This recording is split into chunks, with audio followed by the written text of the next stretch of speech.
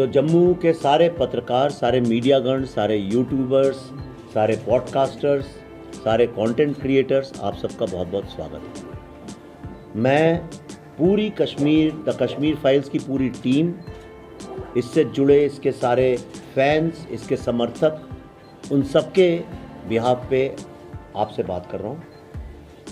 The Kashmir files ये film 2018 में बननी शुरू हुई थी और अब 2022 में ये रिलीज़ हो रही है। इसमें 4 साल की कड़ी मेहनत का रिसर्च है। कड़ी मेहनत जब लोग कहते हैं तो वो कड़ी मेहनत से मतलब होता है शूटिंग कैसे की, कैसे फिल्म बनी, लेकिन इसमें शूटिंग तो सबसे आखिर में हुई और वो इसका सबसे छोटा हिस्सा है।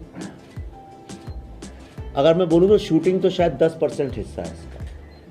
पूरी फिल्म की जो यात्रा है ये बड़ी अजीबोगरीब है और बिल्कुल अलग है।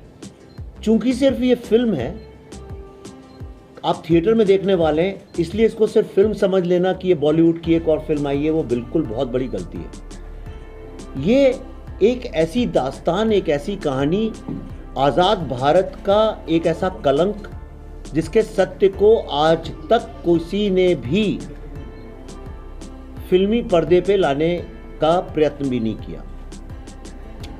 अब सवाल ये उठता है कि हमने ये प्रयत्न क्यों किया। ऐसा नहीं है कि मैं पैदा हुआ था, मैंने सोचा था, मेरा सपना है एक दिन मैं कश्मीर पे फिल्म बनाऊं। लेकिन जब पल्लवी जी और हम लोगों ने तय किया कि हम अपने प्रोडक्शन में उस तरह की कहानियां बनाएंगे जिनको जनरली और कोई बनाता नहीं है, और भारत की कहानियाँ जो कॉम्प्लेक्स कहानियाँ हैं, जिन्हें बनाने से लोग डरते हैं, जिनके लिए पैसे नहीं मिलते या जिनको रिलीज़ करने में समस्या जाती है, उसका कारण ये था कि सब लोग डर के मारे बहुत सारी ऐसी कहानियाँ हैं जो बताते नहीं हैं। आपके जम्मू के ही इतने सारे इश्यूज हैं। डोगरा कम्युनिटी के ऊपर आपने आज तक कोई फिल्म देखी है? जब शौर्य की बात चलती है तो आप देखेंगे जनरली हम लोग सिर्फ राजस्थान के बाहर ही नहीं निकलते, पर डोगरा कम्युनिटी का जो सेक्रीफाइस है, उनका जो एक योगदान है, जो उनकी कुर्बानी है, और वो छोड़ी। और आज के वक्त में भी जब जम्मू और कश्मीर की बात होती है तो बम्बई में सब लोग ये पूछते हैं कि जम्मू में अभी जा रहे हो, बर्फ़ बहुत हो गई। लोगों को ये तक नहीं पता है कि जम्मू में बर्फ़ नहीं गिरती है, कश्मीर में गिरती है। और उसका कारण ये है कि हमारी फिल्मों और मीडिया ने हमेशा ऐसा कुछ एक जनरलाइजेशन किया है। तो उसको तोड़ने के लिए कश्मीर में 1990 में जो जेनोसाइड हुआ था, जिसको नरसंहार बोलते हैं, ये फिल्म उसका सत्य है, जो कि पूरे विश्व में जितने भी उस नरसंहार के पीड़ित लोग फैले हुए हैं, उन सब लोगों के इंटरव्यूज़ वीडियो पे रिकॉर्ड करके, जम्मू शहर में जो पुराने डिविजनल कमिश्नर्स हैं या जो पुलिस के चीफ हुआ करते थे या पुलिस में उस वक्त थे, कल आए भी थे कुछ लोग, स्क्रीनिंग में आपने देखा होगा, उन सब लोगों के लंबे लंबे इंटरव्यू करके, जिसमें कल आपने डीसीपी साहब आए थे, डीजीपी आए थे, उनसे बकाया साहब, जगमोहन साहब, ऐसा कोई नहीं है इधर इस पक्ष का भी उस पक्ष का भी। तो कश्मीरी पंडित कम्युनिटी जो है पीड़ित, उनके, गवर्नमेंट ऑफिसर्स के, हिस्टोरियंस के, जो लोग इस सब्जेक्ट के एक्सपर्ट्स हैं उनके, उसके अलावा कश्मीर वैली में जो आज के कश्मीरी मुस्लिम यंग लड़के लड़कियां हैं, उन सबके यूथ के, उन सबसे लंबे लंबे वीडियो साक्षात्कार करने के बाद इस फिल्म में जो असली सच था उसको एक तार में पिरोया गया है। ये वो फिल्म है। उसके बाद ये फिल्म जब रिलीज़ करने की बात आई, कोविड का भी वक्त चल रहा था, तो इसको अमेरिका में 2019 में जब 370 हटाया गया था, तो उस वक्त अमेरिका में एक फ्री कश्मीर की कैंपेन चली थी और उसकी वहाँ पे बड़ी बड़ी होर्डिंग लगी थी। तब हमने तय किया कि इस फिल्म को अमेरिका में दिखाना ज़रूरी है, और उसका नतीजा ये हुआ कि इस फिल्म को देखने के बाद पहली बार सिनेमा के इतिहास में कैपिटल हिल, जो वहाँ की पार्लियामेंट जैसी है, जो वर्ल्ड की सबसे पावरफुल जगह है डेमोक्रेसी की, वहाँ पे इस फिल्म के लिए, मेरे और पल्लवी जी के लिए कॉन्ग्रेशनल रिसेप्शन रखा गया, जिसमें वहाँ के कांग्रेसमैन सेनेटर्स को बोलना पड़ा कि ये एक दुनिया की सबसे बड़ी ह्यूमन ट्रेजेडी है और ये एक एक्सीडस नहीं बल्कि एक जेनोसाइड है। ये जो चेंज ऑफ जार्गन है ये एक फिल्म ने करके दिखाया। और लास्ट में मैं आपको एक बात बताना चाहता हूँ कि अमेरिका में हमेशा कश्मीर का पूरा नक्शा नहीं दिखाया जाता। जो हिंदुस्तानी बच्चे हैं उन तक ने पूरा नक्शा नहीं देखा है, पर इस बार पहली बार इस फिल्म को जो देखता गया उसके फैंस और सपोर्टर्स, उन लोगों ने पैसे इकट्ठे कर करके इस साल 26 जनवरी जो गणतंत्र दिवस होता है भारत का, उस दिन टाइम स्क्वायर जो वर्ल्ड की सबसे बड़ी और सबसे महंगी और प्रतिष्ठित एडवर्टाइजिंग की जगह है न्यूयॉर्क में, वहाँ पे इस बार 26 और 27 जनवरी को पूरा कश्मीर के नक्शे के साथ कश्मीर फाइल्स का वहाँ पे बैनर लगाया गया, जो अपने आप में एक बहुत बड़ा अचीवमेंट है।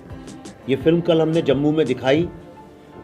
एक बहुत पीड़ा और दर्द का टाइम था, वक्त था, लोग बहुत ज़्यादा भावुक थे और उन सबको हीलिंग की प्रोसेस शुरू हुई है। और जो ये हीलिंग की प्रोसेस जो कश्मीरी पंडित कम्युनिटी में शुरू हुई है, ये जस्टिस, न्याय की तरफ पहला कदम है। दूसरा, ये फिल्म देखने के बाद लोग कश्मीर की बात नहीं करते हैं, बल्कि पूरे भारत की एकजुट होकर बात करते हैं और ये कहते हैं कि अभी तक जो लोग सोचते थे कश्मीर कहीं कोने में जम्मू कश्मीर एक है, वो एक भावना ख़त्म हो रही है। लोग इस फिल्म से जुड़ रहे हैं और भारत की अखंडता पे फिर से पुनः हमारा विश्वास बढ़ रहा है। ये इस फिल्म का एक और बहुत बड़ा अचीवमेंट है। मेरा मानना ये है कि डेमोक्रेसी में सरकारें कभी भी सिस्टम को नहीं चलाती हैं, वोट बैंक्स चलाते हैं। चूँकि आपकी यहाँ की डोगरा कम्युनिटी हो गई, कश्मीरी पंडित कम्युनिटी हो गई, इन लोगों का वोट बैंक की कोई चिंता करता नहीं, क्योंकि ये बहुत बड़े वोट बैंक हैं नहीं। लेकिन अब जैसे ये फिल्म है, ये फिल्म एक आवाज़ बनती है। जब ये आवाज़ बनती है तो सरकार भी उसको सुनती है। और अब मैंने तो फिल्म बना दी, अब इससे ज़्यादा मैं क्या कर सकता हूँ। लेकिन जब लोग इसको देखने के बाद वो इसके ऊपर आवाज़ उठाएंगे, लोग बात करेंगे, चर्चा होगी, तब सरकारें नोट करती हैं, हाँ भाई यहाँ पे अगर कुछ गड़बड़ किया तो वोट जाएगा। जब ये डर पैदा होने लगता है कि अगर ये नहीं हुआ और वोट जाएगा, तब बड़ी से बड़ी सरकारें, ताकतवर से ताकतवर सरकारें घुटने टेकते। जी हाँ, हमारे पास कई PIL अभी हुई हैं, कई सारी कम्युनिटीज़ हैं जो ये बात कर रही हैं। एक बहुत बड़ा तबका है जो मीडिया का, वो इसको सामने नहीं लाने दे। कह रहा था कि आप लोग 24 घंटे तो कश्मीर कश्मीर कश्मीर का जब नाम आता है उसके ऊपर रात को ऐसे ऐसे लोगों को बुला के डिबेट करते हो जो कभी कश्मीर गए भी नहीं, जिनका कश्मीर से कोई लेना देना नहीं है, जिनकी कोठियाँ जोरबाग में, साउथ दिल्ली में, साउथ बॉम्बे में हैं, जो जानते भी नहीं कि जम्मू में बर्फ़ गिरती है कि नहीं गिरती है, जिनको ये भी नहीं पता वैष्णो देवी पंजाब में है कि कश्मीर में है। वो उन लोगों को बैठाल के आप घंटों घंटों चिल्लाते हो, ऐसे करते हो जैसे कि कश्मीर अगर भारत का अखंड भाग नहीं बना तो आज ऐसे आपके घर में मातम हो जाएगा।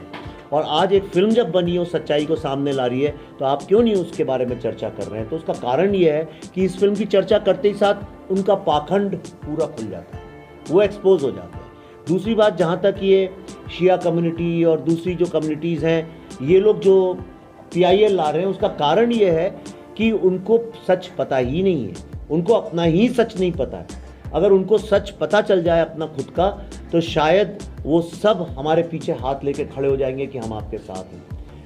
सबको ब्रेन वॉश कर दिया गया है, तो इस कारण ये PIL आ रही हैं। लेकिन जब हम इस यात्रा में उतरे थे, हम और पल्लवी जी, तो हम ये सोच के उतरे थे कि इसमें जो भी मुसीबतें आएंगी हम उसके सामने उस चुनौती से लड़ेंगे, और अभी भी लड़ी रहे हैं। आप देख रहे हैं, आपके सामने बैठे हैं अकेले, हमारे साथ कोई तंत्र और कोई ऐसा कोई वो नहीं है। आपने और भी बॉलीवुड के लोगों के इंटरव्यूज़ किए होंगे। तो हम खुद एक मिशन को लेके ये लड़ाई लड़ रहे हैं। 5-7 लाख जो कश्मीरी पंडित कम्युनिटी है, उनको मैंने तो नहीं कश्मीर से भगाया है, जो भगाने वाले हैं वही PIL कर रहे हैं। ये इतनी एक तो हाथ से भरी बात है, इसका जवाब भी मैं कैसे दूँ? यानी ये इसका जवाब भी कैसे दूँ? अगर टेररिस्ट ही मुझसे सवाल पूछने लगेंगे कि आप शांति क्यों स्थापित कर रहे हैं, तो फिर यासीन मलिक जी बोलते थे कि आज का मॉडर्न गांधी मैं हूँ। तो ठीक है, मॉडर्न गांधी हैं तो प्राइम मिनिस्टर के घर पे उन्हें बुलाया जाता है। मैं तो इस देश का मैं तो देश को चलाता नहीं हूँ, बॉलीवुड को मैं तो चलाता नहीं हूँ। तो ये सवाल तो आपको उनसे पूछना चाहिए जो नहीं बना रहे थे। मैंने तो बनाई, अब मैं उसका जवाब क्यों दूँ? वो क्यों नहीं बना रहे थे? 36 सरदार लोगों को कश्मीर में मार डाला था। तो आप जब कोई अगली बार पंजाबी फिल्में कर रहा है, उससे पूछिए वो क्यों नहीं बना रहा है इस सब्जेक्ट पे फिल्म। आप भी बॉलीवुड का हिस्सा हो? मैं नहीं हूँ, मैं बॉलीवुड से मेरा कोई लेना देना नहीं। मुझे ऐसा लगता था कि हाँ, जो मैं हुआ होगा कुछ जैसे सबको लगता है और बहुत गलत है, और सब लोग उसकी बात करते थे। लेकिन जब मुझे पता चला इसका सत्य, तो मुझे लगा कि इस बारे में फिल्म बनानी चाहिए।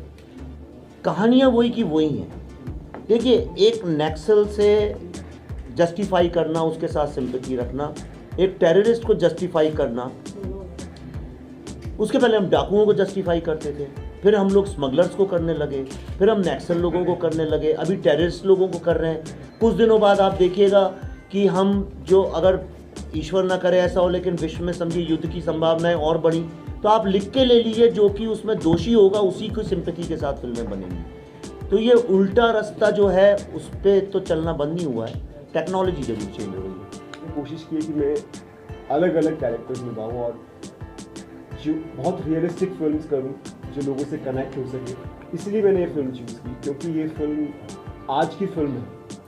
आज के यूथ के अंदर जो कन्फ्यूजन चल रहा है या फ्रस्ट्रेशन चल रही है सिचुएशंस को लेकर, वो बहुत क्लैरिटी से सबके सामने लाने की कोशिश की जा रही है।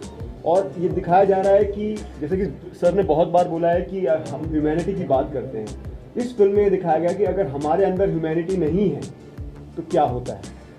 तो ये दिखाएगा लोगों को, ये लोगों तक पहुंचाएगा कि हमारे अंदर एक दूसरे के प्रति प्यार बढ़ना ज़रूरी है, रिस्पेक्ट बढ़नी ज़रूरी है। तो ये बहुत बड़ी मैसेज के साथ एक फिल्म जा रही है। और रही बात कि क्यों, मतलब मुझे कुछ डर नहीं, बिल्कुल कोई डर नहीं है, क्योंकि मैंने तो पहले भी ऐसे ही चैलेंजिंग रोल्स किए। अगर आप देखें आश्रम में भी, जब आश्रम आ रहा था उससे पहले कंट्रोवर्सी हुई थी कि ये तो बाबाओं के खिलाफ है, बल्कि उसमें बाद में रिलीज़ होने के बाद लोगों ने कहा कि नहीं, ये तो एक कॉन मैन की कहानी थी, और लोगों को एक मैसेज पहुंचाया गया कि नहीं, कि हमें कॉन मैन से बच के रहना चाहिए। तो नहीं, मुझे नहीं लगता मुझे किसी तरह का खतरा है, क्योंकि ये जब लोग फिल्म देखेंगे इससे कनेक्ट कर पाएंगे कि हाँ, ये रियल में हुआ था और हमें इसमें पहले भी फिल्म बनानी चाहिए थी और अभी बनी तो बहुत अच्छी।